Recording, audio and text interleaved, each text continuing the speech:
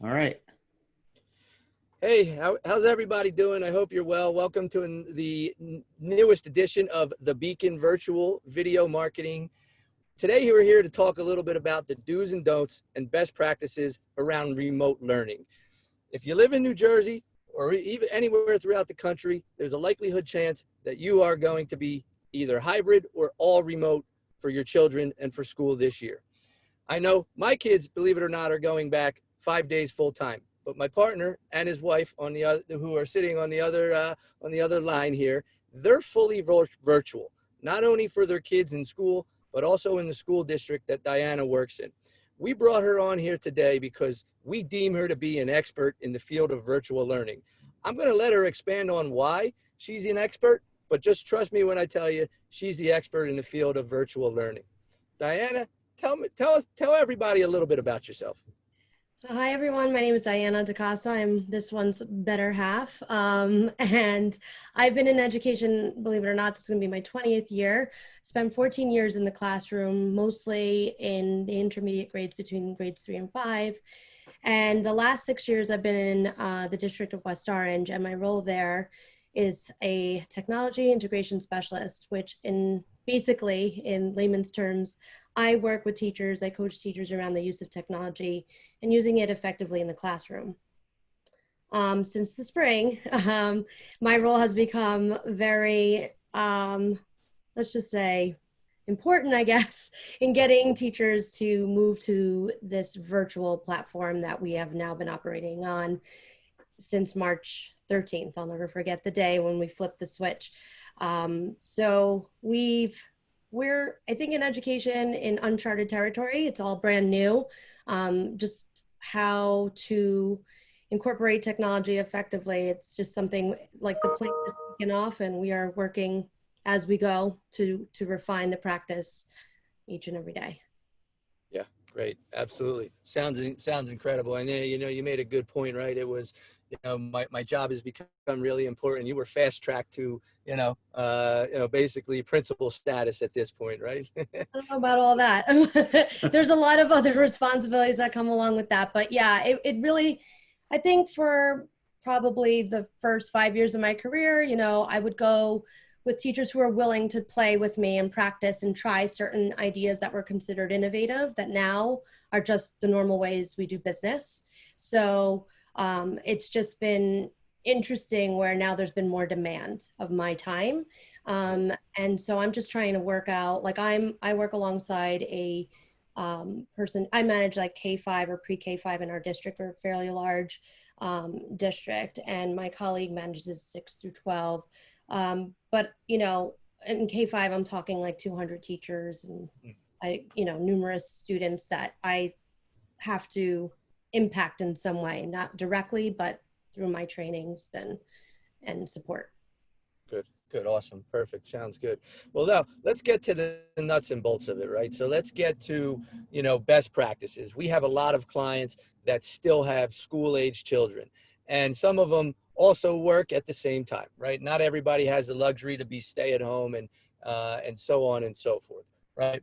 So we want to try and provide some value to those clients and shed some light on what we think is really the best practices around remote learning. How do you grasp it? And then how to, and what are some of the do's and don'ts and tricks and tips that some of our parents and clients, can take advantage of? I'll give you an example. Like, when my wife did this last year, and mind you, she did just about all of it. All I did was sit in my home office and close the door, and I didn't know anything about what was going on with school. But what she told me was, she kept the school day just like a school day. So if 9 o'clock to 10 o'clock was math, then she was working on math with the kids. And if the 10 o'clock to 11 o'clock was English, she was working on English, so on and so forth. Now, I don't know if that's right or wrong. But look, what are some, before somebody even logs on to the computer and gets their day started, what are some good ideas and tips that parents should be prepared for, in order to make this the most successful learning environment that it can be? So we have a rising second grader. So now she'll be in third grade, and my son Louis will be going into seventh grade. And I think one distinct difference, and it's not true for everybody, but in the spring, we were in something like kind of in limbo. It was like asynchronous education, right? So teachers weren't necessarily regularly live with their students. It might have been like an online platform where they were posting assignments. And one of the learnings that we found is, and one of the things from parents is like when they were given all these assignments, the feedback loop was missing, right? So the value is there to have the teacher live and to have the teacher interact with the students. But the problem was the infrastructure wasn't set up, right? We didn't necessarily have teachers trained on platforms such as this, such as Zoom or Google Meets and all that. So, and we had to think about all the implications of, safety and all that. So while we were working that out, towards the end, there were these scheduled meetings, at least in our district, where our children attend. But they weren't really academic. It was more social, emotional, checking in. How are they doing? Mm-hmm. But what the move is for this fall, for both the district that my kids go to and the one that I work in, is that we are going full virtual, meaning kids are going to have a schedule where they have to go to school, and whether it's hybrid, maybe there's certain days that they're physically going into the building, and then the days that they're not, they've got to attend some sort of schedule. Mm-hmm. So one of the things I recommend before you even talk about the first day of school with kids is, create a workspace for them. Find a place that is quiet, that's away from distraction. Have them own it. When to really have my 8-year-old now buy into it. Like we came up with routines and procedures. I gave her a whiteboard. She thought it was like the best thing. She had one of those message boards where she could switch out the tiles and put the date. The routines that would already happen in class, like she just took the ownership of. And I'm not gonna have rose-colored glasses. Some of those routines we didn't follow through all the time. Like I don't know if Lou remembers, but like one of the things was like read in a fort, and so we built her this like extravagant fort the first time, and like she loved it, but it got old by the second week because she realized we're not going to build it and break it down for her every time. So but you just kind of create the fun, or like have that nook for reading. Look for things that will support their learning. And I'm talking right now like primary, and for like our babies, like our kindergartners, our first graders, they're going to need to have a visual of the calendar of like what do they do. So if we're talking English, what is that? That's a book. So having visuals to kind of prompt them through their day, having snack breaks, letting them know like this is where the snack is, this is where I want you to have your lunch, right? So just kind of situating the workspace for children. And I would say on the secondary, it's the same thing. Like you can't, like as much as my son is independent, you do have to check in with them. You have to create a checklist. You have to create schedules for them, or make sure that they understand what their schedules are. Make sure and I think like on the secondary level, you have to check in with the teacher. Don't be shy. Like we are a customer service, profession. We're here to serve. So if there's any doubt or any question as to how your kid is doing, check in, don't be shy, because teachers, our schedules are a little different now, and so we know that one of those things we need to do is to reach out and create connections. It's almost one of the silver linings out of all of this that has happened is that we have this medium where we have a screen between us, but it almost becomes transparent, right? Like we can build deeper relationships because now we're actually talking face to face. It's not a phone call. We could do more of this, which kind of helps to build relationships. That's a good point, right? I mean, checking in with the teacher, right? I mean, I think that's got to be, crucially more important now than it's ever been, right? Because, in the past, right, the teacher wanted, if something needed to occur, she would send a note home, right? But now it's like, all right, well, there's no notes, but I guess, I don't know, how are they communicating? Do you check in via email or, what? Email tends to be right some of the ways, but now there's all these apps too that teachers might be using. There's like an app called Remind that is you might be get invited to, that you get text messages from your teachers, but it's not like their phone number. Or Right. There's something called Class Dojo where teachers could, all these platforms that we use now provide a parent component.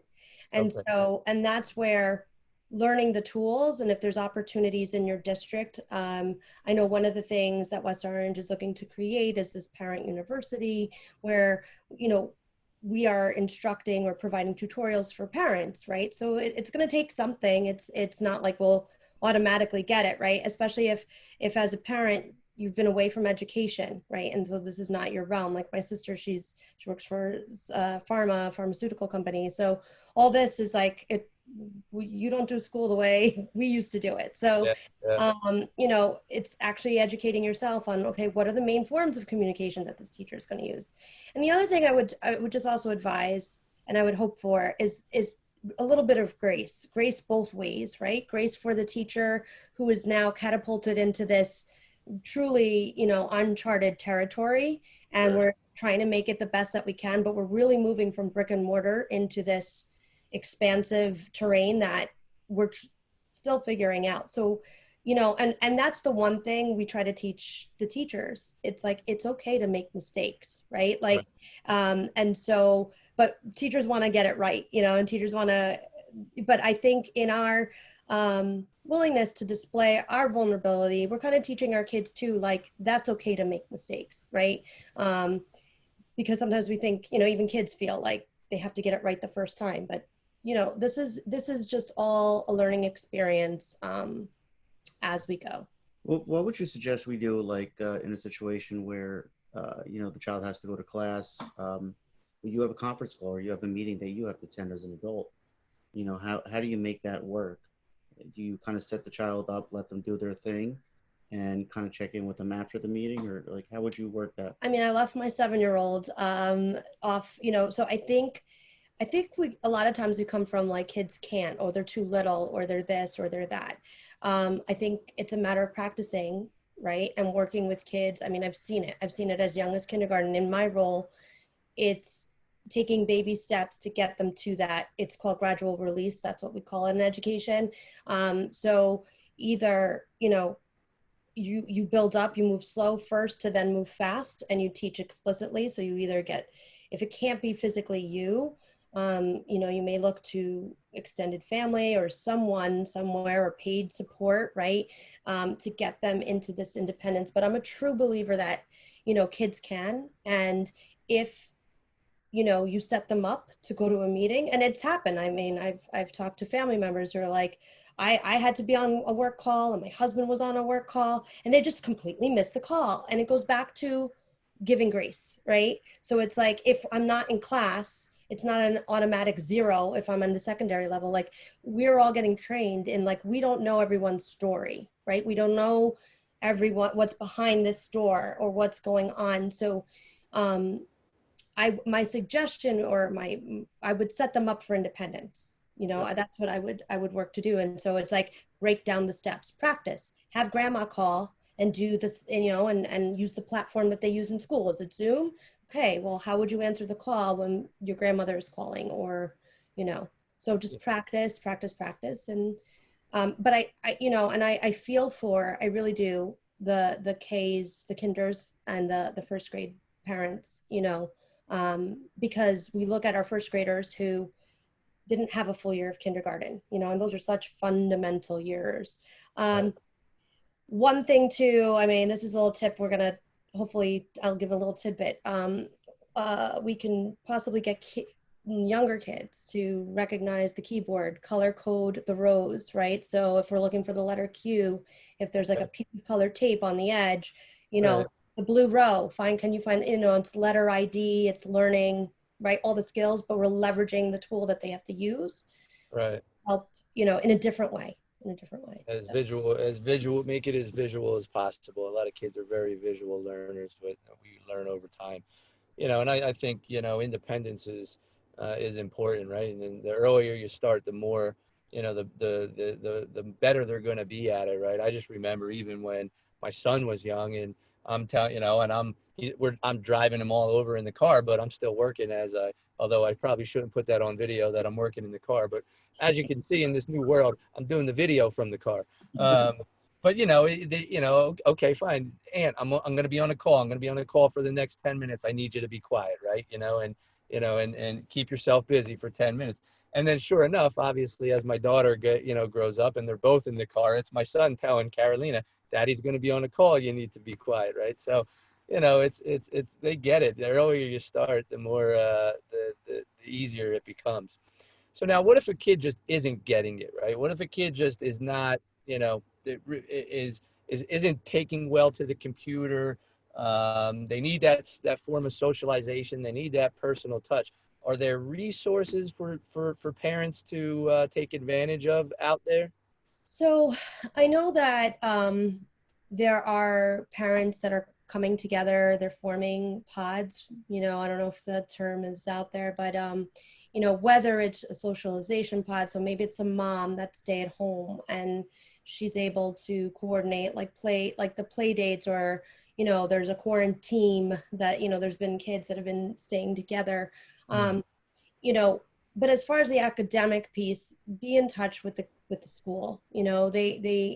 We have to adjust, and we have to see, what is working, and how can we modify, right? But it is a daunting task. Like my son upstairs, he's like realizing, I guess it's like the dog days of summer, and you're realizing they're coming to an end, and he's just sad about it. But I think also what he's sad about is like that it's starting out in this remote way, and he just wants to be in the hallways. He just wants to be with his friends.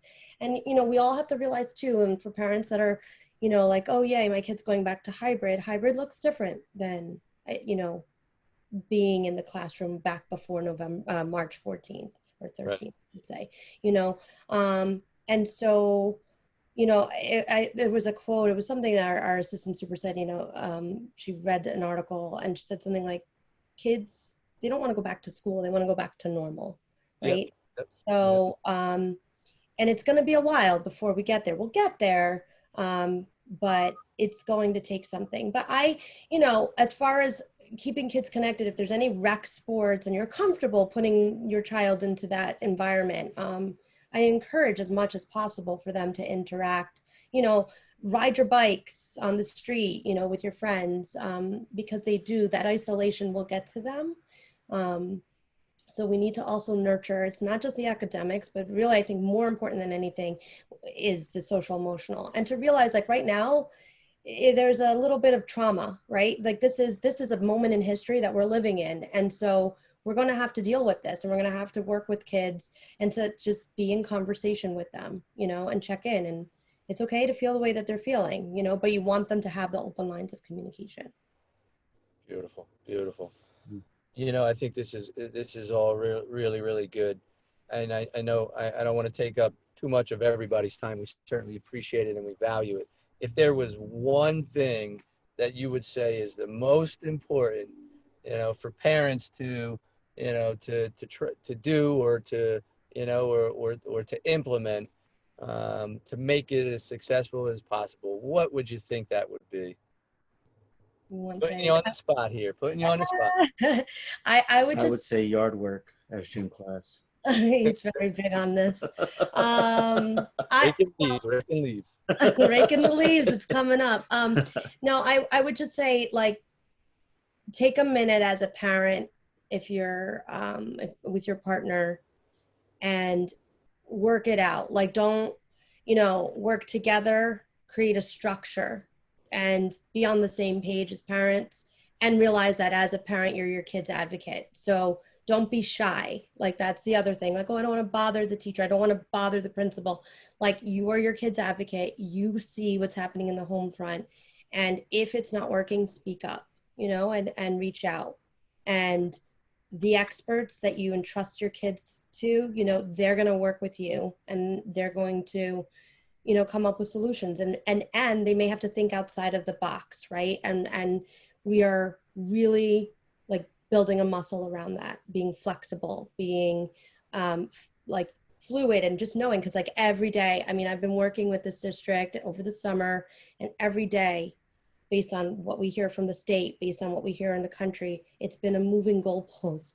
I joke around that, like, a day in quarantine, it feels like a lifetime, right? Because it's just so much is changing at every corner, every turn that we take. So But all that being said, you provide that structure and you provide that like safe space and that workplace for your kids. I think that would be my best recommendation. So if we sum it up in one word, right? To me, I'm hearing it's communication, right? Communicating, being on top of what's going on, and when it doesn't work, talking about it, right? So I don't know. They say marriages, are built and fail on communication, right? So I guess it's important to, no matter in every aspect of life. So this is great. Listen, I appreciate it. Thank you so much. I hope everybody got a little bit out of this. I mean, we'd be happy to, to talk more about it. It's not always about your money. It's not always about retirement down at the Beacon. These are some of the little ancillary, things that we like to provide. Lou, you got any closing comments for us? No, I just want to say thank you, Diana, for helping out. And Of course. oh my gosh, she knows more than I thought she knew. So that's pretty awesome. Hey, now you knew that. She's actually smarter than you. So, Yeah, that's for sure. so, so look, listen, everybody, thank you very much. We appreciate your time. If you ever need anything, you know where we are. It's your vision. It's our guidance. Thank you for listening to another edition of the Beacon Virtual. Have a great day. Thanks, guys. Thank you.